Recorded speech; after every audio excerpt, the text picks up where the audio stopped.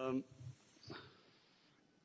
I always pictured that one day I would be speaking at this summit, and I always promised myself that whenever I got this opportunity, I would raise the first and foremost, the most important question about whenever in the Western countries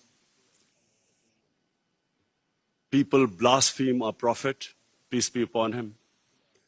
I always felt that the response from the Muslim Ummah, the OIC, I always felt it was lacking.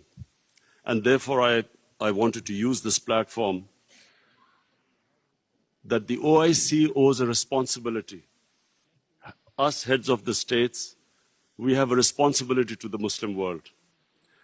When anyone in the Western world blasphemes our prophet, peace be upon him, it is a failure of the OIC that we have not been able to explain to the Western countries that the love and affection that we feel for our holy prophet, that how he lives in our hearts, it was up to us to explain to the Western people that the amount of pain they cause us when they ridicule or mock our holy prophet.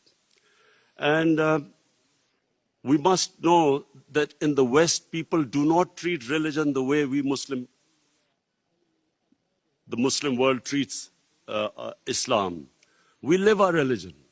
In the Western world, they have a completely different attitude to the way they approach religion. And so therefore, on this, Mr. Chairman, I would like to say from this platform that we must, in the forums like the United Nations, forums like the European Union, we must explain to them that they cannot hurt the sentiment of 1.3 billion people under the garb of freedom of expression. The Jewish community has very successfully explained to the world that any misinterpretation of the Holocaust gives them pain. And so the Western world views Holocaust with a lot of sensitivity. But that sensitivity is lacking when they come to talking about our Holy Quran or our Prophet, peace be upon him. So I feel that this forum must take it upon itself to explain to the Western world through these forums what it means to us and how we love and respect our Holy Prophet. Secondly, the Western world has very, through ignorance partly and willfully, they have equated Islam with terrorism or radical Islam with terrorism. I feel that this has done a tremendous amount of disservice to the Muslim community. Religion has nothing to do with terrorism. No religion allows killing of innocent human beings. But by doing this, two things have happened against the Muslims. Number one, it has led to Islamophobia. Whenever there is a Muslim involved in terrorism, the word Islamic terrorism or radical Islam, the moment that is referred to define terrorism, the people in the West cannot distinguish between a moderate Muslim and a radical Muslim. So the whole suspicion is raised against Muslims everywhere.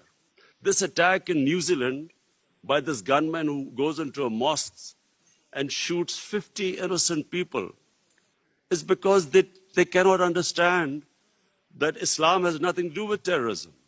And they have this indoctrination that somehow whenever a Muslim is involved in terrorism, it's something to do with Islam. Before 9/11, 80% of the suicide terrorist attacks were by Tamil Tigers. But no one blamed Hinduism for it, and quite rightly, because religion had nothing to do with it. It was a political struggle.